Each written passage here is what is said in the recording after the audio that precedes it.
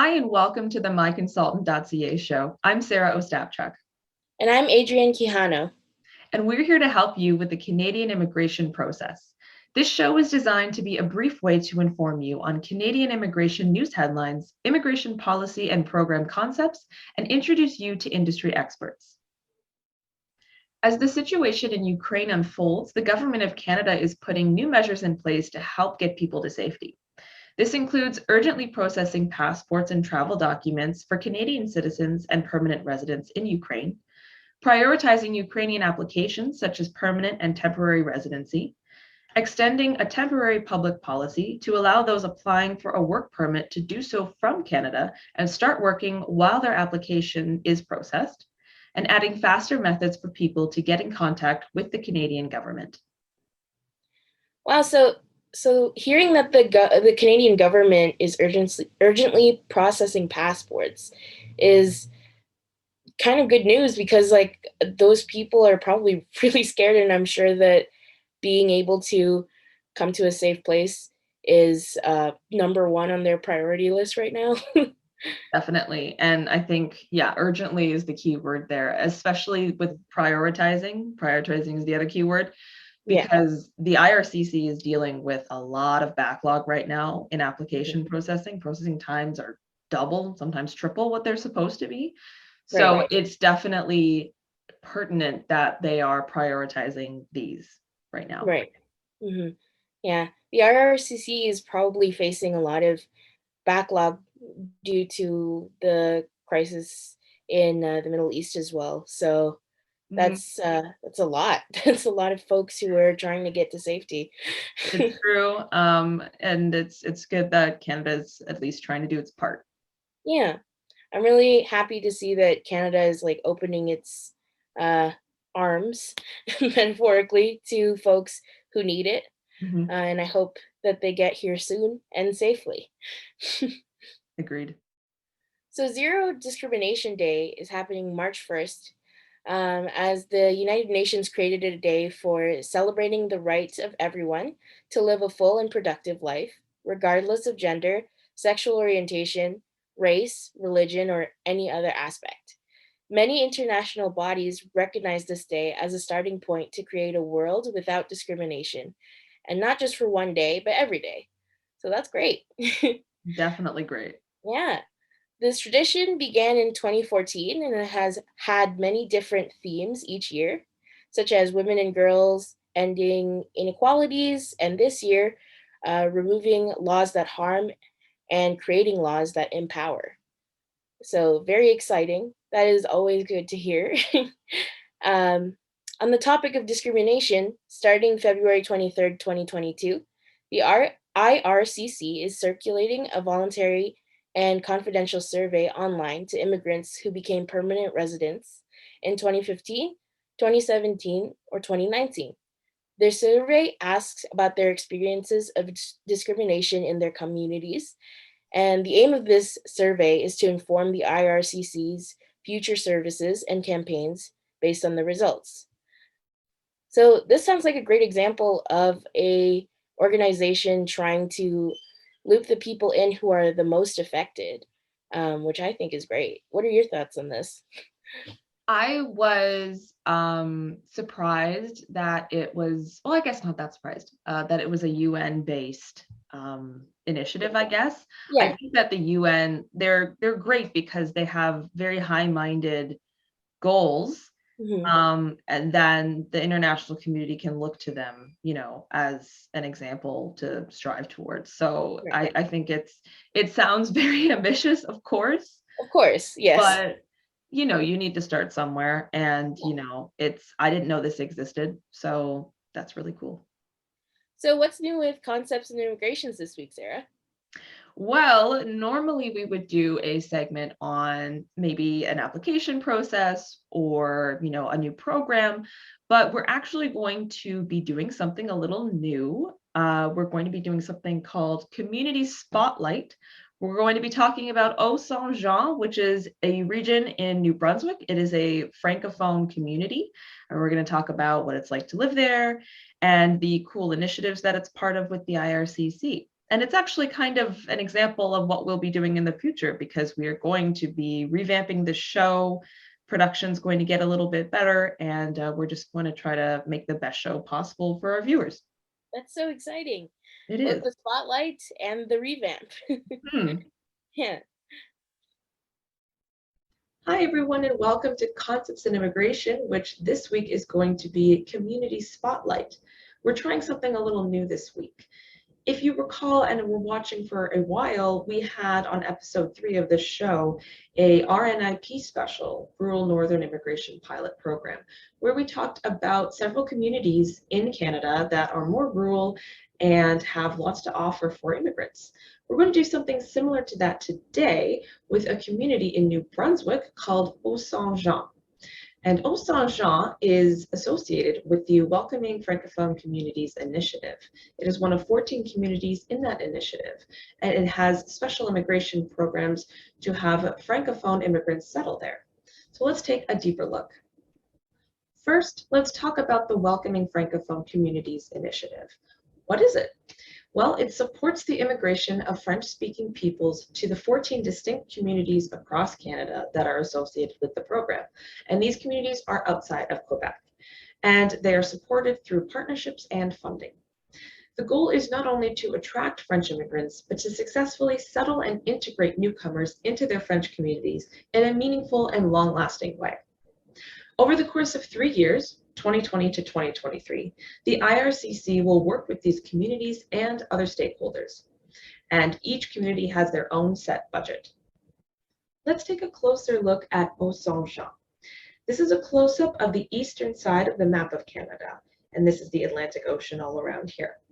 This is the province of New Brunswick, with the capital being Fredericton, and here is Haut-Saint-Jean region. The Haut-Saint-Jean region is not just one specific town, but it's actually made up of several different communities. It includes the city of Edmundston, the Maliseet First Nation of Madawaska, and several smaller municipalities in Madawaska County, with Edmundston being the major hub of an area that extends into Quebec and northern Maine. The population is 30,000. 98% of the population knows French, and 54.3% of the population of immigrants speak French as their first language. Haut-Saint-Jean is one of the most important French-speaking regions of Canada outside of Quebec. It is very important that this community maintains a steady population, especially of Francophone peoples, and a great way to do that is through immigration. What's the job market like? Well, Madawaska is the center of New Brunswick's maple syrup industry. It's also a big spot for tourists and forestry. You can get jobs in fields such as forestry and logging, manufacturing, food manufacturing, syrup farming, accommodations and tourism, truck transportation, and nursing homes and hospitals. But possibly most useful to newcomers is the immigration and settlement services there. The Resource Center for Newcomers can help you with anything from applying for a SIN number to finding a family doctor, a job, or registering a child for school. If you are looking to make Canada your new home and you want to preserve your French culture and your French language, definitely check out the 14 communities in this initiative, including Haut-Saint-Jean. Now let's turn to Josh for a closer look at Alberta PNPs. Hi everyone, this week I'm once again covering the Alberta PNP system. The reason why I'm covering Alberta again is that there have been a number of changes to the system since the last time I talked about it. So this week we'll talk about what has been integrated into now what is called the Alberta Advantage Immigration Program. The Alberta Advantage Immigration Program, or AAIP, is a modified version of the previous Alberta PNP system. As of February 16th, this new system has become the PNP process in the province. The one thing that hasn't changed before we begin talking about the changes is that there are no changes to the eligibility requirements.